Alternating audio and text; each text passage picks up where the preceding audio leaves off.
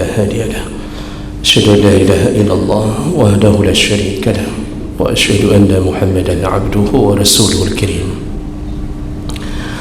اللهم صل وسلم على نبينا المصطفى محمد وعلى آله وأصحابه أجمعين أما بعد فيا عباد الله اتقوا الله وقولوا قولا سديدا يصلح لكم أعمالكم ويغفر لكم ذنوبكم ومن يطع الله ورسوله فقد فاز فوزا عظيما أعوذ بالله من الشيطان الرجيم بسم الله الرحمن الرحيم ولتجدنهم أحرص الناس على حياة من الذين كفروا الحياة الدنيا ويشهد الله على ما في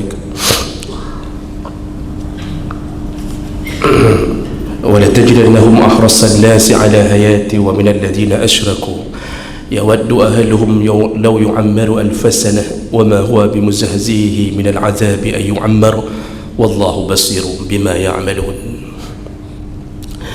Segala puji bagi Allah, kemudian salawat dan salam kepada Rasulullah, pada keluarga dan seluruh sahabat-sahabatnya.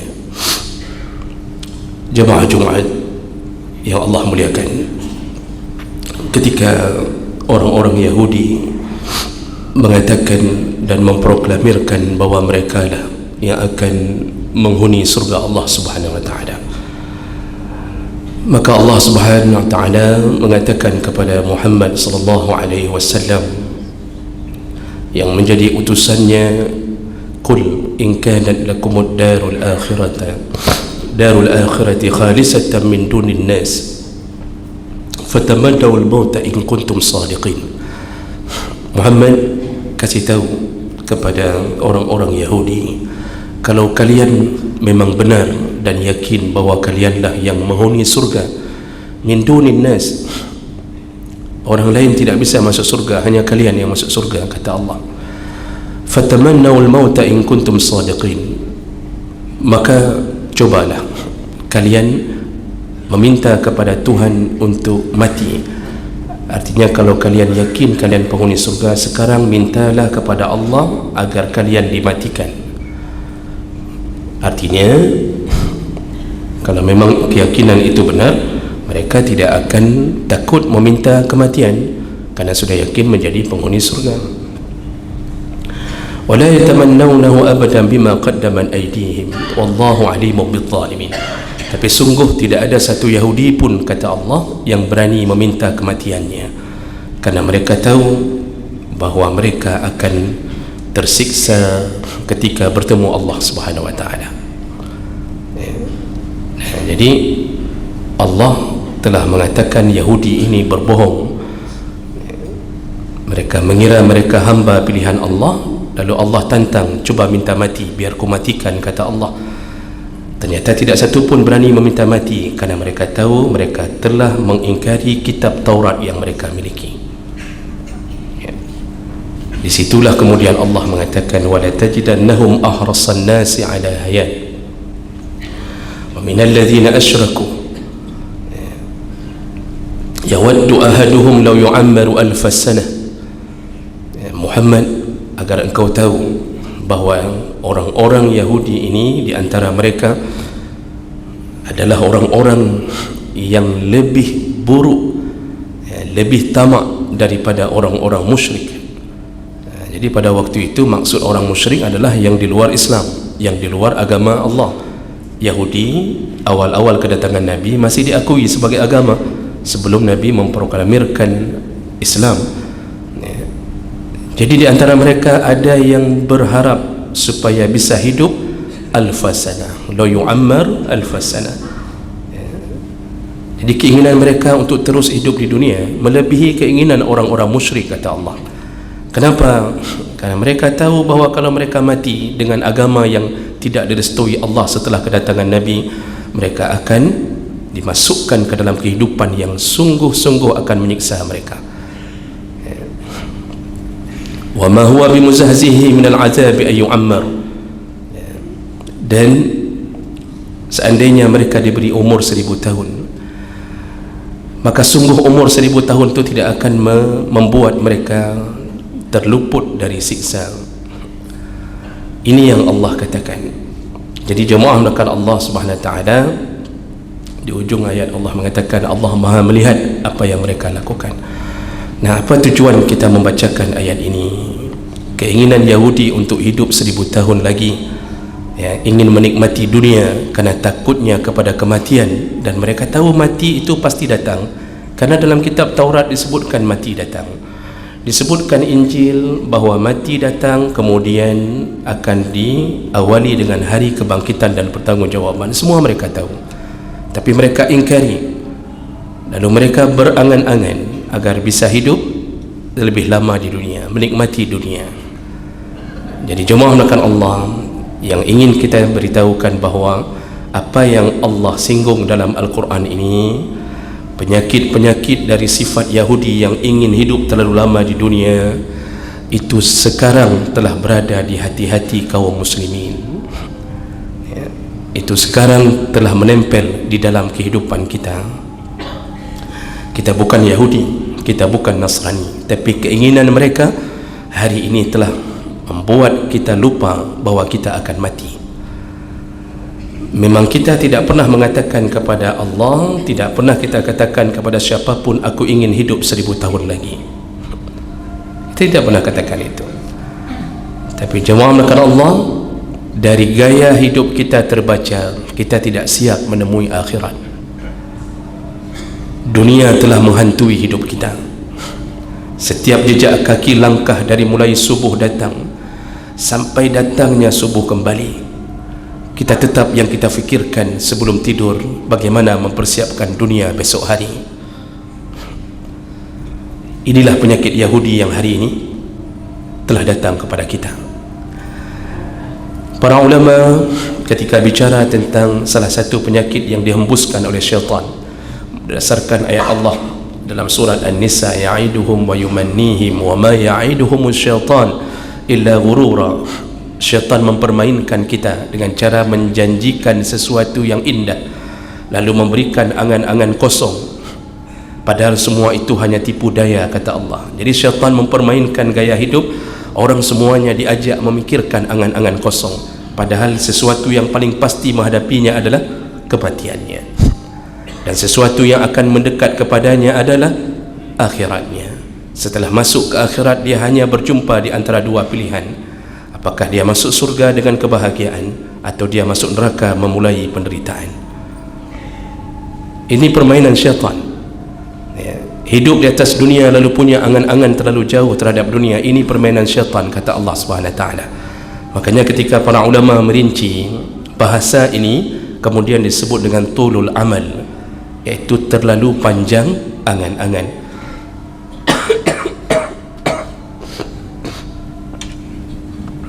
Nyamakan Allah Subhanahu Wa Taala, dulu Nabi, seluruh Nabi dan para sahabat-sahabatnya yang mengikuti gaya hidup Nabi-nya, tidak pernah sedikit pun dalam hidup mereka memikirkan 1 jam ke depan mereka, kecuali pasti mereka memikirkan persiapan akhirat. Nabi sampai mengatakan dalam salah satu hadis, wallazi nafsi biyadihi, demi jiwaku di tangan Allah Subhanahu Wa Taala, law rafa'tu qadami fadhanantu alla adha alaihi hatta uqbat. Seandainya ku angkat kakiku sebelah, kata Nabi, aku tidak tahu apakah aku bisa meletakkannya kembali. Seandainya ku angkat kakiku sebelah, aku tidak tahu apakah kaki itu bisa diletakkan kembali atau duluan kematian yang menghampiriku. Lalu Nabi menyambung, seandainya arfa'tu luqmah, seandainya ku makan, ku angkat 1 potong makanan ke mulutku, aku juga tidak tahu. Fahal usirha alai, apakah aku bisa menelannya atau aku didahului oleh kematian.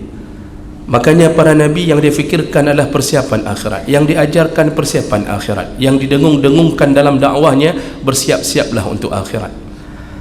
Jemaah melakukan Allah Subhanahu Wa Taala, selama hidup mereka, hidup apapun persiapan mereka, mereka lakukan hanya untuk mati demi mendapatkan surga. Itulah angan-angannya Nabi dan para sahabat. Alhamdulillah, level kedua di antara kita, kalau ada orang saleh tidak dilarang untuk melakukan angan-angan. Artinya kita juga yang saleh, kita yang salat berjamaah juga punya angan-angan. Kita pulang ingin kita buat pagar rumah kita, kita ingin membangun garasi di depan rumah agar bisa kita masukkan mobil kita. Lalu kita merencanakan untuk membeli mobil, membeli motor, kita merencanakan untuk mempunyai ini dan itu. Itu tidak terlarang dalam Islam selama tidak mengganggu fokus kepada akhirat. Makanya orang saleh kaya tidak menjadi sebuah celah selama kekayaannya dia bawa ke akhirat. Kalau dia ingin buat bangunan besar lalu dia memimpikan agar anak yatim dipelihara di dalamnya, maka miliaran dia habiskan untuk akhiratnya, tidak dicela oleh Allah Subhanahu Wa Taala. Dia punya angan-angan, tapi angan-angannya dia bawa ke akhirat. Apapun profesi kita, silahkan berangan-anganlah. Seorang dokter berangan-angan agar banyak pasiennya, lalu banyak penghasilannya, lalu dia ingin tolong masjid dengan penghasilannya, dia ingin wakaf sana, dia ingin sedekah sana, bahkan dia akan memimpikan kalau dia mendapatkan penghasilan dari pasien yang kaya, lalu kemudian ketika bertemu dengan pasien yang miskin, dia akan tolong pasien itu, dia akan bebaskan biaya untuk pengobatan. Itu angan-angan. Angan-angan menjadi orang kaya, angan-angan untuk mendapat, itu dibolehkan selama ujungnya adalah akhirat. Tapi yang terburuk subhanallah adalah orang-orang yang berada di level ketiga. Dia mukmin, dia muslim, tapi tulul amal telah menempel di dalam pikirannya. Dia punya angan-angan terlalu jauh, ya, sehingga dia mempersiapkan kehidupannya untuk 20 tahun yang akan datang, padahal dia tidak tahu apakah besok dia masih bisa menatap matahari atau tidak. Itulah orang-orang yang hari ini hidup dalam dunia hanya memikirkan kehidupan dunianya. Maka oleh karena itu, gaya hidup hari ini tidak jauh dari gaya hidup orang-orang Yahudi yang berfikir untuk itu. Dia nikmati dunia, ya.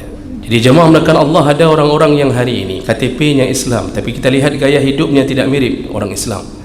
Masuk kantor jam 7 fingerprint, yang dia fikirkan terus dunianya, ya. Dia bertungkus lumus dengan kertasnya, dia tanda tangan ribuan tanda tangan, dia akan persiapkan proposal untuk apapun, dia akan lakukan seminar dimanapun, dia akan memberikan workshop untuk dunianya, dia persiapkan jurnal, tulisan, buku, semuanya berbicara tentang dunia. Hari-harinya yang dia persiapkanlah bagaimana perusahaannya tidak kolab, tidak bangkrut. Dia akan berusaha memikirkan bagaimana proposal yang dia berikan kepada satu perusahaan bisa diterima. Hanya itu yang fikirkan, dan ini merambah dalam semua sisi dunia. Yang kita fikir dunia pendidikan seharusnya tidak terjadi begitu. Bahkan itu pun hari ini mengidap dalam dunia pendidikan. Guru-guru tidak lagi ikhlas mengajar kecuali Allah yang beri hidayah untuk mereka. Guru-guru memikirkan bagaimana cara untuk bisa mendapatkan sertifikasi. Lalu hidupnya hanya di atas kertas, mencari-cari waktu agar bisa mengajar 24 jam dalam seminggu. Masalah penipuan itu hal yang biasa terjadi. Jadi semua memikirkan bagaimana datangnya beasiswa untuk menuntut ilmu. Kalau tidak ada beasiswa, dia tidak akan menuntut ilmu. Dia akan memikirkan kalau dalam satu perjalanan dinasnya, bagaimana bisa dibayar perjalanan dinasnya. Masalah tidak nginap di hotel lalu mengambil hanya bon kosong dari hotel, kerjasama dengan pegawai hotel, itu tidak menjadi sebuah hal yang menakutkan baginya. Yang penting dunianya dia dapatkan. Orang hari ini melakukan penelitian dalam dunia pendidikan. Orang lakukan penelitian, yang dia fikirkan dari penelitian bukan membangun umat, bukan untuk mengembangkan dakwah. Yang dia fikirkan bagaimana uang sisa penelitian bisa mendapatkan pajero satu di rumah. Begitulah gaya hidup kita jemaah melakukan Allah. Yang berdagang, Masya Allah, hidupnya berdagang, tidak kenal azan. Azan dia dengar seakan-akan tidak mengenalnya. Tidak pernah dia hampiri masjid-masjid Allah. Yang dia fikirkan takut kalau dia datang menghampiri masjid Allah, setengah jam akan berlalu, mungkin 10 pelanggan akan hilang dari tokonya. Makanya hari ini salat subuh tetap saja orang-orang di mana-mana mendapatkan masjid kosong dari jamaah. Seandainya semua orang memimpikan surga, sungguh yang paling ramai adalah di waktu subuh, karena waktu subuh telah dijanjikan oleh Nabi pahalanya melebihi dunia dan isinya. Tapi subhanallah, di mana-mana masjid satu saf, dua saf. Di masjid kita alhamdulillah mungkin setengah masjid ada, tapi di mana yang lain Di mana semua pak haji yang selalu update status semoga menjadi haji mabrur, pulang haji tidak nampak lagi di masjid. Jemaah melakukan Allah Subhanahu wa taala, patutlah kita sadari Allah ceritakan tentang Yahudi. Hari ini kita tidak pernah mengakui diri kita Yahudi, tapi pikiran Yahudi masuk dan kita telah melakukannya. Kita mimpi dunia. Ada yang mempersiapkan villa, dia mempersiapkan satu villa untuk masa tuanya di satu tempat yang indah. Apakah dia buat di Gunung Salak, apakah dia buat di daerah yang mungkin bukit yang indah, lalu dia persiapkan kolam renang untuk berenang di masa tuanya. Dia persiapkan bahkan ayunan pun di depan rumahnya siap. Untuk apa? Mempersiapkan masa tua. Jemaah melakukan Allah, tuakah kita? Belum tentu. Makanya Ali bin Abi Thalib dikutip oleh para ulama dalam banyak kitab, salah satu daripada nasihatnya beliau mengatakan, an-nasu niyam wa iza matu intabahu. Semua manusia sekarang tertidur, kata Ali. Ketika mereka mati baru mereka terjaga. Jadi maksud Ali, kita ini banyak tidur di atas dunia. Kapan kita terjaga dari bangun dari tidur kita? Ketika datangnya sakarat, baru semua orang bangun.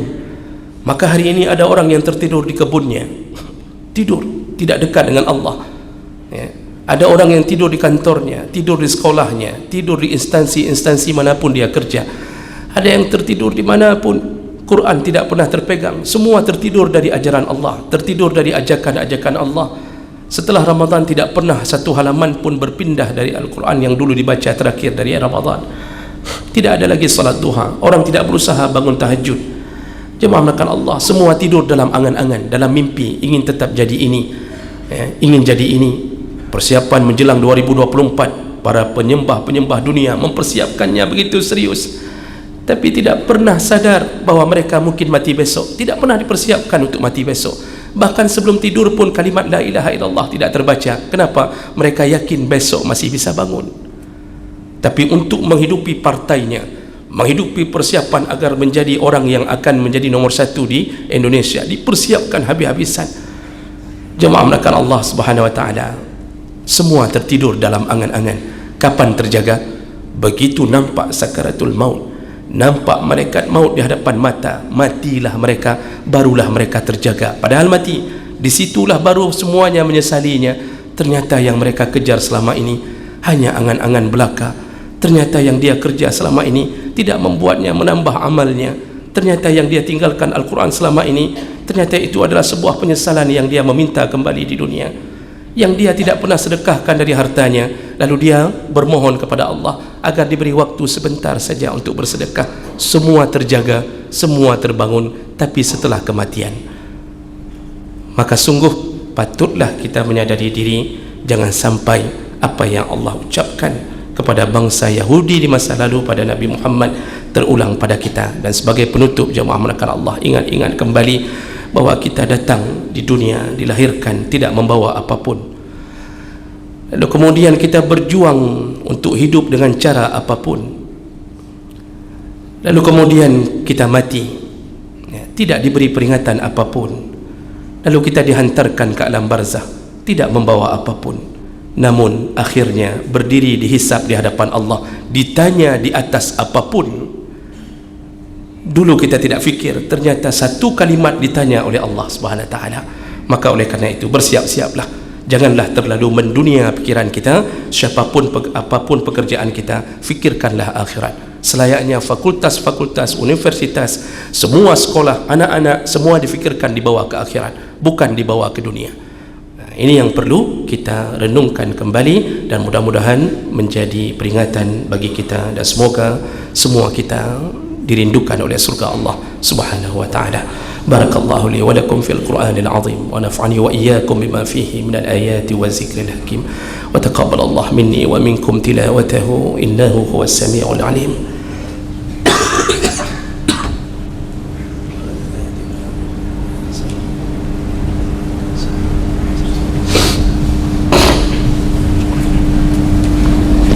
Alhamdulillah rabbil alamin, wa bihi nasta'in ala umri dunya wad din. Asyhadu an la ilaha illallah wahdahu la syarika lah, wa asyhadu anna Muhammadan abduhu wa rasuluhul karim. Allahumma salli wa sallim على نبينا المصطفى محمد وعلى آله وأصحابه أجمعين. أما بعد، فيا عباد الله اتقوا الله حق تقاته ولا تموتن إلا وأنتم مسلمون. أعوذ بالله من الشيطان الرجيم. بسم الله الرحمن الرحيم. والعصر إن الإنسان لفي خسر إلا الذين آمنوا وعملوا الصالحات وتواصوا بالحق وتواصوا بالصبر. اللهم اغفر للمسلمين والمسلمات والمؤمنين والمؤمنات الأحياء منهم والأموات، وتابع بيننا وبينهم بالخيرات، وتقبل يا سميع قريب مجيب الدعوات. اللهم لا تجعل مصيبتنا في ديننا، ولا تجعل الدنيا أكبر همنا ولا مبلغ علمنا، ولا تسلط علينا بذنوبنا من لا يخافك ولا يرحمنا. ربنا آتنا في الدنيا حسنة وفي الآخرة حسنة وقنا عذاب النار، والحمد لله رب العالمين، ولذكر الله أكبر.